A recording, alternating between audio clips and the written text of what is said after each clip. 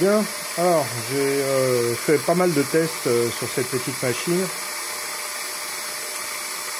Attends, je vais peut-être l'arrêter d'ailleurs.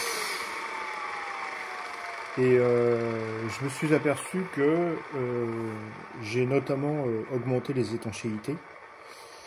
Et finalement, je me suis aperçu que ça consommait plus de puissance pour pas plus de vitesse de rotation. Donc en fait, il y a un moment donné où les compresseurs axiaux arrivent à saturation et ils ont un mal de chien à pousser le flux à l'intérieur, donc à le comprimer, parce que j'ai des trous de diffuseur qui ont une taille qui permet de laisser passer une certaine quantité de flux à une certaine vitesse, que j'ai optimisé là. J'avais optimisé avec le souffleur précédent. Et donc là, j'ai une puissance de compression qui est quasiment similaire à ce que j'avais avec le souffleur pour une puissance un petit peu inférieure. Mais par contre, le problème, c'est que le compresseur axial se sature. Et à cause de la puissance plus faible, à un moment donné, j'arrive plus à pousser le flux.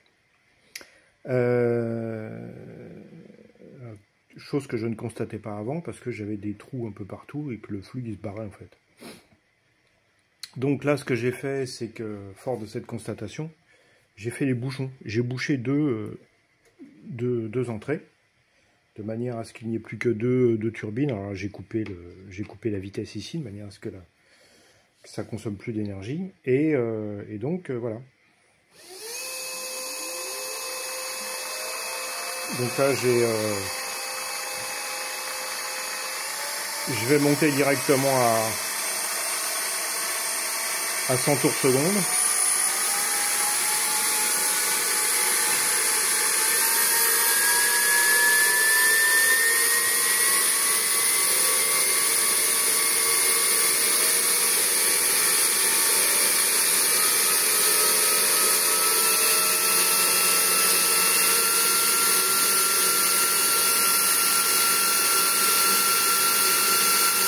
Donc là, pour obtenir les 100 tours seconde, même un peu plus, avant il fallait 170 watts.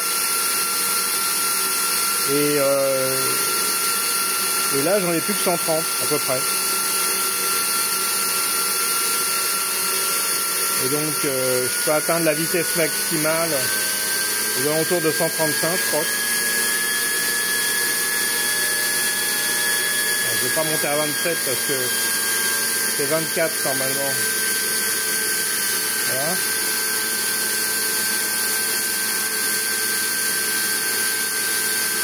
Bon là la vitesse maxi est un peu plus faible, je suis à 120 tours seconde.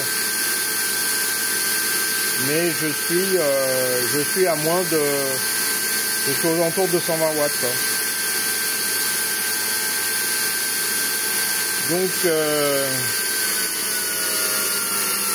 Donc avec les compresseurs axiaux, ça se comporte pas du tout de la même manière. C'est-à-dire que là, si en fait mes compresseurs, quand ils sont en surnombre, finalement ils saturent l'espace et ça finit par plus comprimer, ça finit par faire de la consommation excessive de courant, sans grand résultat. Donc voilà, il faut trouver la bonne mesure. Alors maintenant, je vais essayer d'en mettre un troisième pour voir. On va enlever celui-là, ce bouchon. C'est une vidéo un peu longue, mais bon.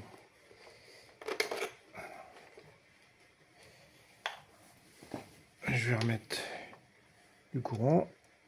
Voilà. Et allons-y.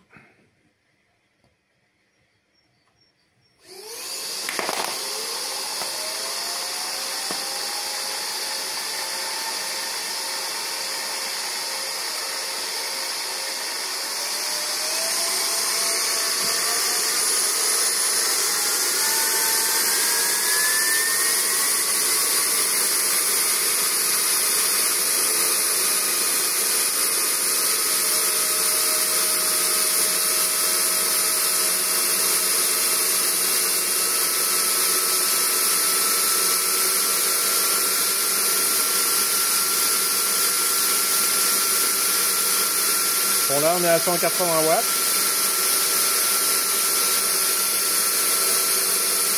qui est moins bon que tout à l'heure. Il y a 24 volts. Je suis à 122 tours, donc 125. Donc avec